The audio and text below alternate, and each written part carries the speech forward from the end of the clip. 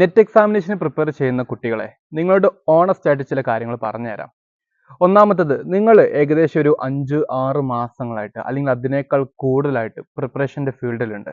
എന്നിട്ട് ഇതാ നിങ്ങൾ എക്സാമിനേഷൻ ഹാളിലോട്ട് കയറാൻ വേണ്ടി പോവുകയാണ്. ഈ ഒരു സാഹചര്യത്തിൽ നിങ്ങൾ ശ്രദ്ധിക്കേണ്ട 1-2 കാര്യങ്ങൾ, നിങ്ങൾ ഇത്രയും കാലം ചെയ്തിരിക്കുന്ന ഓരോ ചെറിയ എഫേർട്ടും നിങ്ങൾ ഈ പരീക്ഷയ്ക്ക് സഹായിക്കുമെന്നുള്ളതാണ്. അതായത് നിങ്ങൾ വിചാരിക്കുന്ന പോലെ അവസാന സമയത്ത് ഞാനൊന്നും പഠിച്ചില്ലല്ലോ, കഴിഞ്ഞ കുറച്ച് ദിവസങ്ങളായിട്ട് എനിക്ക് ചില സാഹചര്യം കൊണ്ട് പഠിക്കാൻ പറ്റിയിട്ടില്ലല്ലോ, ഇങ്ങനത്തെ ചില തോട്ടുകൾ നമുക്ക് വന്നേക്കാം. പക്ഷെ നിങ്ങൾ അറിഞ്ഞിരിക്കുക, നിങ്ങളുടെ പ്രിപ്പറേഷൻ നിങ്ങൾ ഇന്നോ ഇന്നലെയോ ആരംഭിച്ചവരല്ല. നിങ്ങളുടെ PGയുടെ സമയത്തോ ഒരു പക്ഷെ അതിന് മുന്നേ നിങ്ങളുടെ ഗ്രാജുവേഷനും നിങ്ങളുടെ സെയിം സബ്ജക്റ്റ് ആണെങ്കിൽ അന്ന് മുതൽക്ക് നിങ്ങളുടെ പ്രിപ്പറേഷൻ ആരംഭിച്ചിട്ടുണ്ടെന്ന് മനസ്സിലാക്കി വെക്കുക. അപ്പൊ നിങ്ങൾ ഒട്ടും ടെൻഷൻ അടിക്കരുത്. ഓക്കെ, നിങ്ങൾ ടെൻഷൻ അടിക്കാതെ വേണം നിങ്ങളുടെ പ്രിപ്പറേഷൻ മുന്നോട്ട് കൊണ്ടുപോകാൻ വേണ്ടി. അതുപോലെ തന്നെ പ്രിപ്പറേഷന്റെ അവസാന ഘട്ടമായിട്ടുള്ള ഈ നിമിഷത്തിൽ നിങ്ങൾ ചെയ്യേണ്ടത് ഒരിക്കലും പുതിയ പുസ്തകങ്ങളൊന്നും അന്വേഷിച്ച് പോവുക എന്നുള്ളതല്ല, മറിച്ച് വളരെ കൂളായിട്ട് സമാധാനപരമായിട്ട് റിവിഷൻ ചെയ്യാൻ വേണ്ടി മാറ്റി വെച്ചിരിക്കുന്ന കുറച്ച് ടഫ് ഏരിയാസ് നിങ്ങൾക്ക് തോന്നുന്ന ഭാഗങ്ങളുണ്ടെങ്കിൽ അത് മാത്രം ജസ്റ്റ് ഒന്ന് വായിക്കുക എന്നുള്ളതാണ്.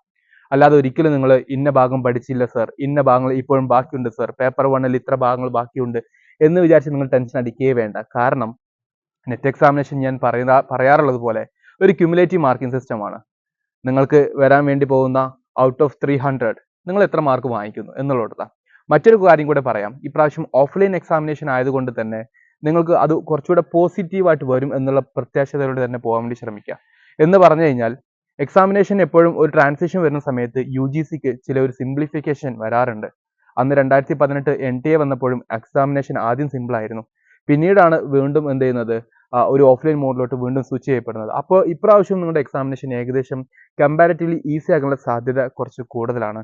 അപ്പോൾ ഈസി എന്ന് പറയുന്ന സമയത്ത് ഈസി ആണല്ലോ എന്ന് വിചാരിക്കുന്നതിനേക്കാൾ അപ്പുറത്തോട്ട് നമ്മുടെ പ്രിപ്പറേഷൻ അനുസരിച്ച് നമുക്ക് അത് എത്രമാത്രം ഈസി ആകുന്നുണ്ട് എന്നുള്ളതാണ് നമ്മൾ കൊടുക്കേണ്ട ഇമ്പോർട്ടൻസ് എന്നുള്ളത്.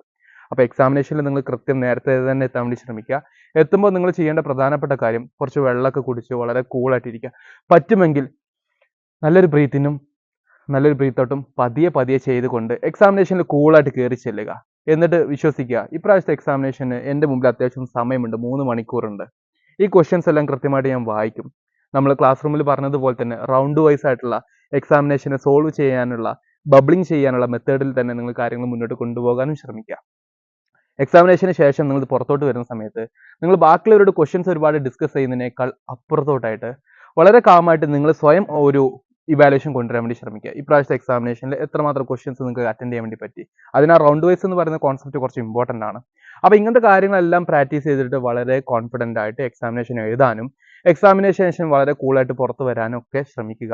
നിങ്ങളുടെ ജീവിതത്തിലെ പ്രധാനപ്പെട്ട ഒരു സ്റ്റെപ്പാണെന്ന് തീർച്ചയായിട്ടും അറിയാം.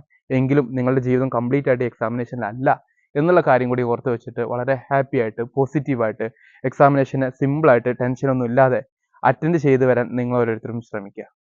അപ്പോൾ എല്ലാവർക്കും ക്രിസ്റ്റലിൻ്റെ ഒരു നെറ്റ് എക്സാമിനേഷൻ്റെ ഒരു ആശംസ നേരുകയാണ്.